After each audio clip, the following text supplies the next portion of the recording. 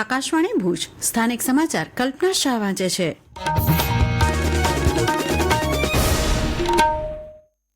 નમસ્કાર। કુટીર, ખાદી અને ગ્રામોદ્યોગ મંત્રી બળવંતસિંહ રાજપૂત અને રાજ્યકક્ષાના મંત્રી જગદીશ વિશ્વકર્માએ આજે ગાંધીનગરમાં નવી કુટીર અને ગ્રામોદ્યોગ નીતિ 2024ની જાહેરાત કરી છે। નવી નીતિમાં આગામી 5 વર્ષમાં વધુ 12 લાખ રોજગારીનું સર્જન કરવાનું લક્ષ્ય છે। આગામી 5 વર્ષમાં વધુ 60,000 નાના ઉદ્યોગ સાહસિકોને કૌશલ્ય વિકાસની તાલીમ આપવામાં આવશે। નવી નીતિમાં શ્રી વાજપેયી બેન્કેબલ સ્કીમ હેઠળ મહત્તમ લોન રકમ 8 લાખ રૂપિયાથી વધારીને 25 લાખ રૂપિયા કરવામાં આવી છે અને સબસિડીની રકમ 1,25,000 રૂપિયાથી વધારીને 3,75,000 રૂપિયા કરવામાં આવી છે।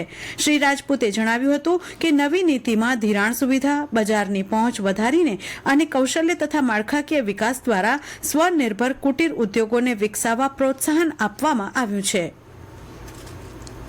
પેન્શન ધારકો હવે નજીકની પોસ્ટ ઓફિસના પોસ્ટમેન અથવા ગ્રામીણ ડાક સેવકની મદદથી ડિજિટલ લાઈફ સર્ટિફિકેટ મેળવી શકશે। ટપાલ વિભાગે 70 રૂપિયાની ફીમાં પેન્શન ધારકોને ઘેર બેઠા ડિજિટલ લાઈફ સર્ટિફિકેટ પ્રદાન કરવાની સુવિધા આપી છે। પેન્શન ધારકો પોસ્ટ ઇન્ફો મોબાઈલ એપ દ્વારા પણ આ સુવિધાનો લાભ મેળવી શકે છે।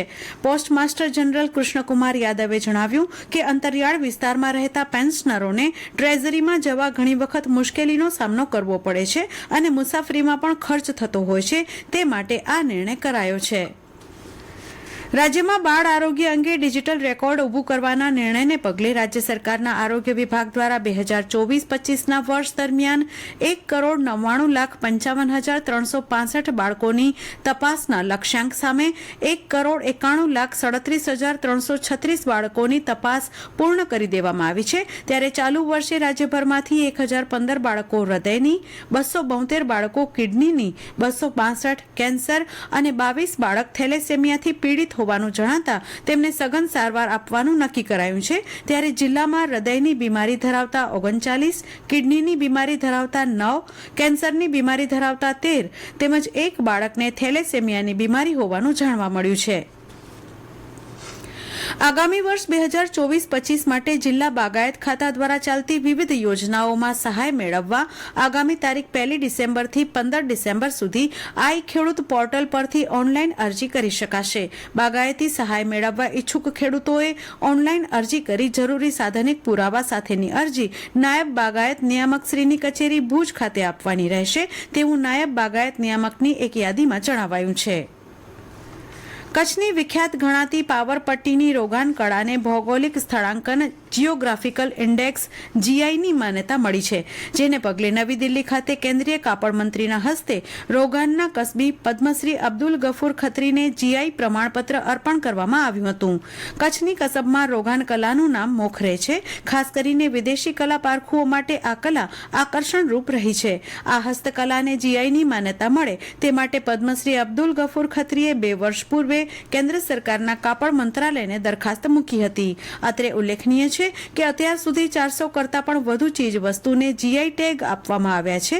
ગુજરાત રાજ્યની 22 જેટલી વસ્તુને અગાઉ જીઆઈ ટેગ મળી ચૂક્યા છે, જેમાં કચ્છની ખારેક ઉપરાંત કચ્છી ભરતકામ, કચ્છી બાંધણી, અજરખ, ગરમ શાલનો સમાવેશ થાય છે।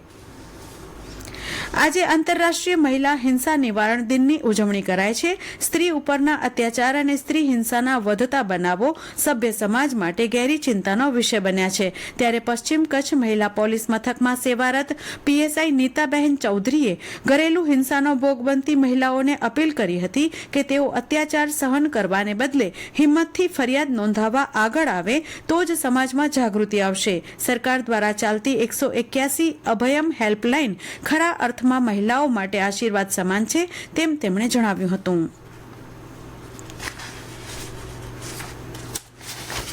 જિલ્લામાં ઠંડીની ઋતુની શરૂઆતમાં જ ઉષ્ણતામાનમાં વધારો થતાં વાતાવરણીય વિષમતા વધી છે। મોડી સાંજથી સવાર સુધી ઠંડકભર્યા વાતાવરણ બાદ દિવસે ગરમીની અનુભૂતિ થઈ રહી છે। નલિયા ખાતે લઘુત્તમ ઉષ્ણતામાન 13.8 ડિગ્રી નોંધાયું, જેથી ગાંધીનગર પછી બીજા ક્રમનું ઠંડુ મથક બન્યું હતું। ભુજ ખાતે લઘુત્તમ ઉષ્ણતામાન 17.9 ડિગ્રી તો કંડલા હવાઈ મથક ખાતે 14.9 ડિગ્રીએ પહોંચ્યું હતું। અને આ સાથે સ્થાનિક સમાચાર પૂરા થયા। નમસ્કાર।